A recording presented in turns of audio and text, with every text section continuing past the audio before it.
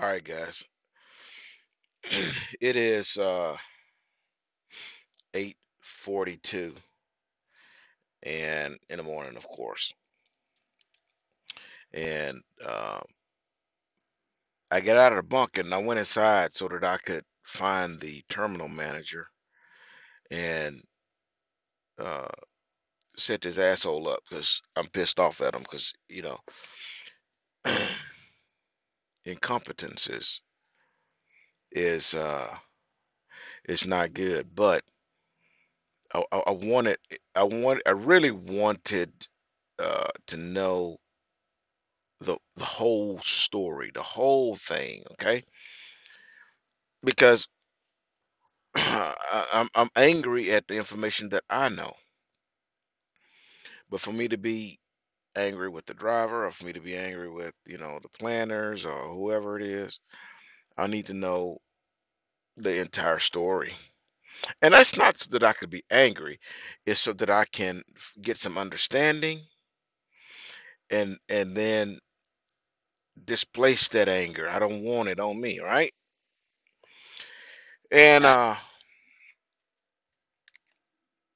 the load is here.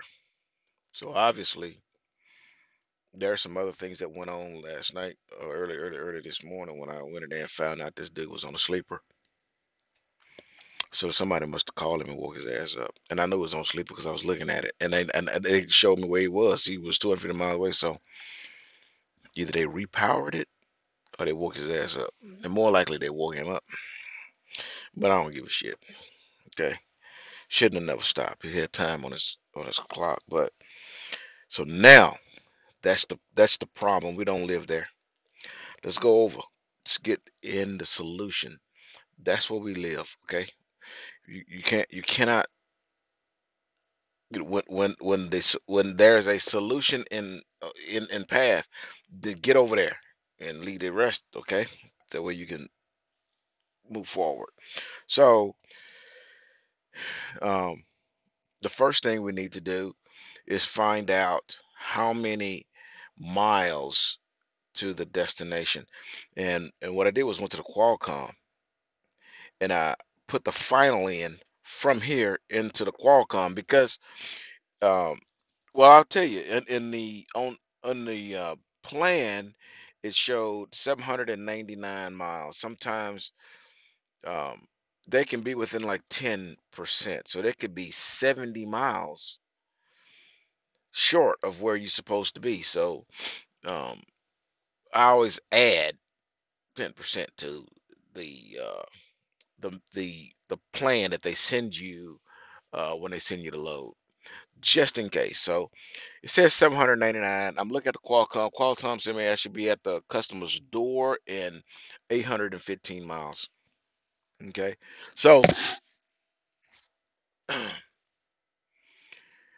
obviously this load is late. So what we're gonna do, we're gonna start running. We're gonna start. I'll start my pre-trip at 8 o'clock, and we're gonna run our clock out.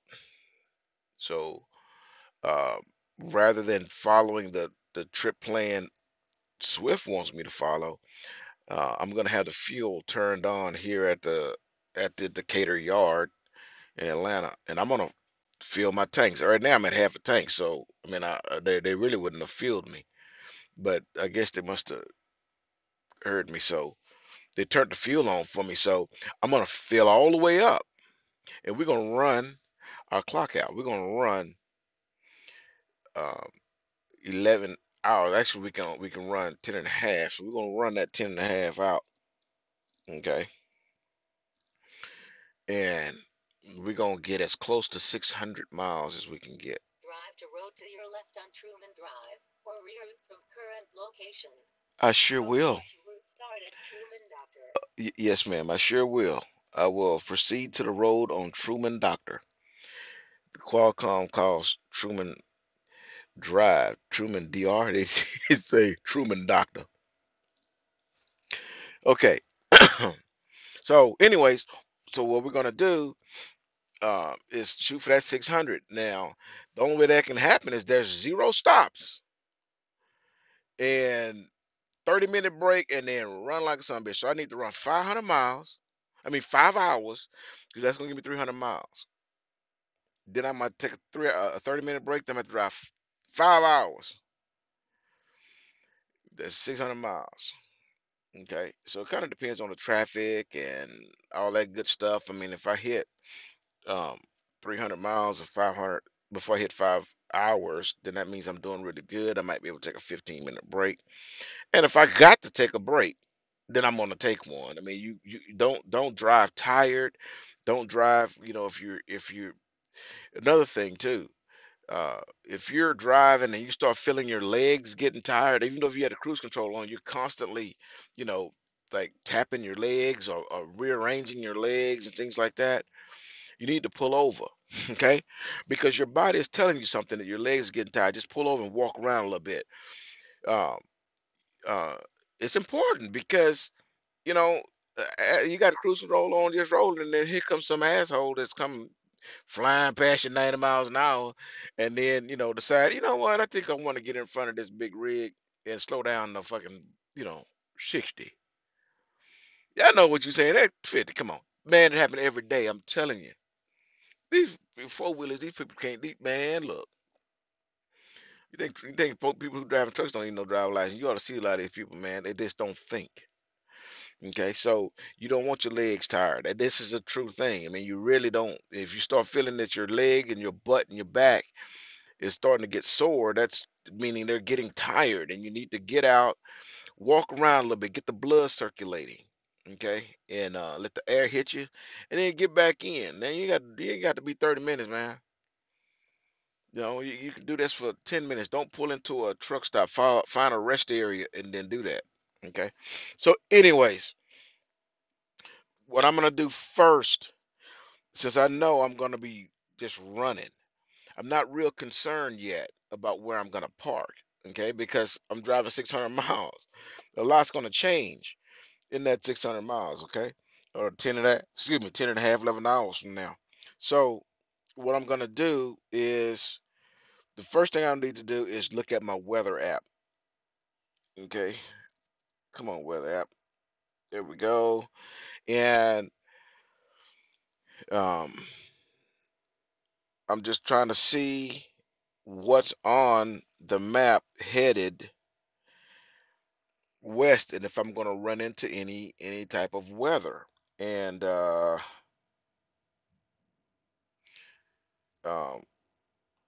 radar looks really clear right now. See my weather app. Now you see that big uh, love of green right there and yellow. Of course, that's rain, but that's past me. That's east of uh, Georgia. Okay, that's going into the Carolinas right now. So heading west, we're clear. That's nothing. So we don't have any. We don't need to be concerned about weather. Okay, and then the next thing we need to we would we would do at this point is map out where we're gonna go. But again, we don't necessarily have to do that right now. We have to do that because we know we driving the day out. We driving all of our hours. So I won't really look at that until I get uh, to the halfway mark, and then I'll have an idea of where I'm gonna be able to park for the night. Okay, so we're gonna do 600 tonight. That's gonna leave us with a really close to 600. After I hit that at that halfway part, it might seem more feasible to stop, at 550. You make that adjustment on the ass end. You don't make the adjustment up front. Okay. But anyways, we'll stop. We'll do the 10, and then we're gonna get up in the morning and we're gonna push the shit out of the remaining, you know, 215 miles or 230 miles, whatever's left, and we're gonna get this some bitch on time, even though it's late. And they sent me a Qualcomm message telling me that they know it's late and just get it there as soon as I can. Now I'm gonna get this motherfucker there on time. Excuse me. Okay, so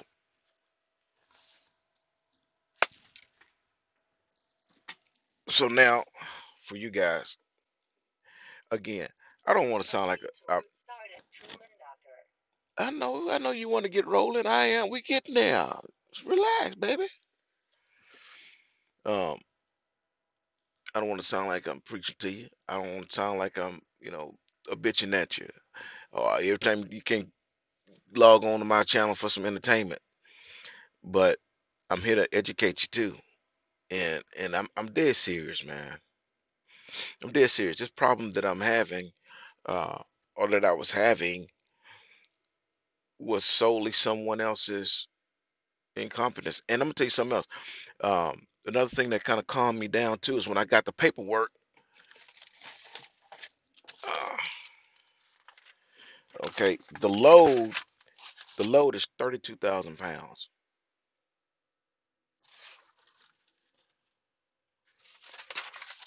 Dude, scale 32,000 pounds. Okay, now if I say, come on, man, you post your scale, it's like, man, look, this dude got 11,340 pounds on the steers, 1844 on the um 18,440 on the drives, 19,120 on the trailer. Okay, tell me. First off, if you don't know, you can get 34,000 on the tandems and on the trailer, and 12 on the steers. Okay. So, anyways, at 32,000 pounds, um, that's less than um, that's less than what one axle can carry. How the fuck you gonna be over with that weight? They can take all the goddamn weight and stack that motherfucker on top of itself right over the the drives, and you still ain't gonna be over. Okay. There's some tear weight there. That's the weight of the trailer, the truck, and the trailer itself is included in that. Because look, he's the gross weight is 48,000 pounds, 48,900. That's the gross weight. So you see what I'm talking about? Because there's a case of smart asses try to get on here and say some shit to me. Look, let me see if I can get you. I hope that's coming out right. 38,900. Legal, legal is 80,000 pounds. So he's just over half of legal weight in gross. Okay, so chances is fucking near zero. But bottom line, what does that tell me? That tells me that this person is a rookie. They're young. They're kind of like us. Kind of why I'm trying to tell you what's going on here. And they may not have known if they can, what to do to make that load legal and run. I mean, just get out there and go, and which makes them do things like, stop running when they got a bunch of time on the clock and they already late. So uh, you just never know. Okay, I know I'm getting up to 15, so I'm fixing to go ahead on and tell you what this last little story before I go. So I was at the last um, delivery, right? So I pulled into the shipper to deliver, and it was Wrigley. They gave me some gum. I guess they motherfucker might thought my breath stank or something. Shit, I don't know. It just might have been nice. I don't know, but I always, goggle. I take my wide breath of teeth and shit. So um, that was a CR England truck, and the CR England truck was parked damn near, in the entrance and shit. But and this was not a really big lot for us to, be parked in, because this is actually where the dock doors and stuff are, right? And so I had to pull up behind them and stop. And I walked on in, went to the shipping office, and and gave my paperwork. He said, "Okay, let me find out what door you're supposed to pull in." It took him about, you know, 2, 3 minutes, and he came back. He said, "Okay, go ahead on and pull back into dock number whatever it was." I said, "All right."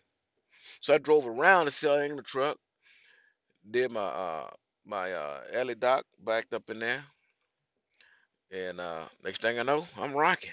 I'm like, damn, they already loaded me. This CL England truck was there before me.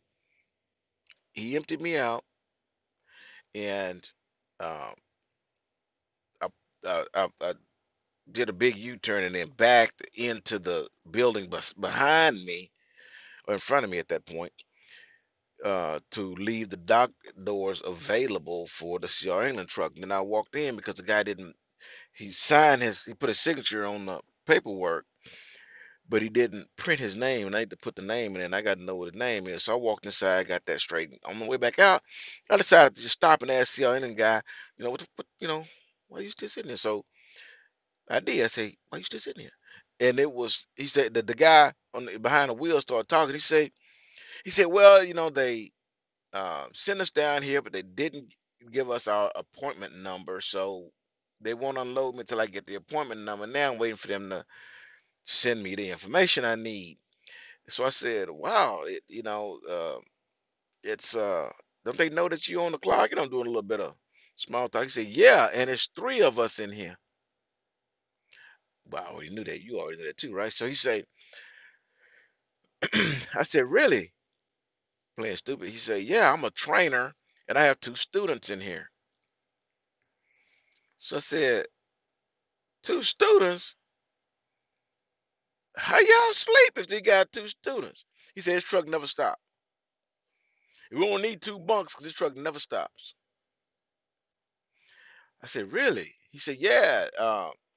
Each one of these students spends 70 hours with me behind the wheel. They have to do 70 hours behind the wheel, and then they go to a team driving, and they have to drive teams for 100 hours. And then they can choose to go solo or keep running as a team.